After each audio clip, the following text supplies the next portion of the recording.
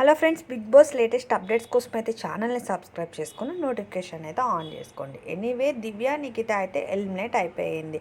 Voting ప్రకారంగా చూసుకుంటే least ఓటింగ్లో దివ్య నిఖితానే ఉంది. ఎనీవే, రీజన్స్ ఏంటి? బిగ్ బాస్ హౌస్ నుంచి డైరెక్ట్ ఎలిమినేట్ అయిపోయిన తర్వాత దివ్య నిఖిత బిగ్ బాస్ బజ్ ఇంటర్వ్యూకి అయితే వెళ్ళింది. బజ్ ఇంటర్వ్యూలో శివాజీ గారితో ఎవ్రీ వీక్ జరిగేదే ఇంటర్వ్యూ అనేది ఎవ్రీ పర్సన్ ఎలిమినేట్ అయిన తర్వాత బిగ్ బాస్ బజ్ ఇంటర్వ్యూలోకి అయితే వెళ్తారు. ఇంటర్వ్యూకి వెళ్ళిన తర్వాత వాళ్ళు అడిగే క్వశ్చన్స్, దివ్య రియాక్షన్ ఎలా ఉందనుకుంటున్నారు మీరైతే? ఎనీవే, దివ్య వచ్చిన కాడి నుంచి బాండింగ్స్ అది ఇదని చెప్పంటున్నారు. జలస్ తనుజ చెప్పిన వర్డ్స్ కూడా అదే. బర్నీ గారితో వాళ్ళిద్దరూ తన యాక్చువల్లీ అంటం కూడా డైరెక్ట్ బ్రదర్ అనే అంది, బట్ షోలో కూడా మనం అబ్జర్వ్ చేసి ఉంటే కానీ వర్డ్ టాపిక్ అయితే ఎక్కడికో వెళ్ళింది. దాని గురించి ఇప్పుడు మళ్ళీ ఇంటర్వ్యూలో కూడా ల్యాగ్ అవుతుంది.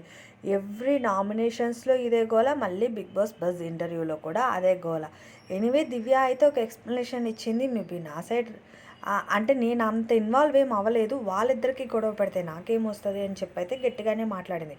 కానీ ఇదంతా క్రియేట్ అవ్వడానికి రీజన్ తనుజానే అంటారా? అంటే యాక్చువల్లీ తన నామినేషన్స్లో దివ్య ఎంట్రీ ఇచ్చిన కాడి నుంచి కూడా ఎవ్రీ టైం అదే రేస్ చేయడం వల్ల ఇలా ప్రమోట్ అయ్యిందా అంటారా? మీరైతే ఏమనుకుంటున్నారు? బట్ ఇంకా దివ్యాని ఏమేమి క్వశ్చన్స్ అడిగారు శివాజీ గారు? గేమ్ పరంగా అయితే దివ్య సూపర్ ఆడింది. స్ట్రైట్ ఫార్వర్డ్ మాట్లాడింది అనేది అయితే అందరూ అనే టాపిక్కే.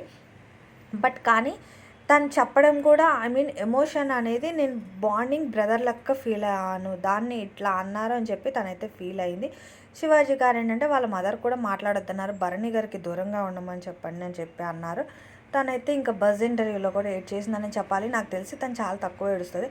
బట్ బజ్ ఇంటర్వ్యూలో అలాగే మొన్న రీసెంట్గా నామినేషన్స్ టైంలో తప్ప ఇంకెప్పుడు అలా తనైతే ఏడ్చినట్టయితే అనిపించలేదు. ఎనీవే, బిగ్ బాస్ బజ్ ఇంటర్వ్యూలో ఈ టాపిక్ కాకుండా ఇంకా ఏం మాట్లాడారో అనేది తెలుసుకోవాలనుకుంటే కనుక పక్కా ఛానల్ని సబ్స్క్రైబ్ చేసుకోండి.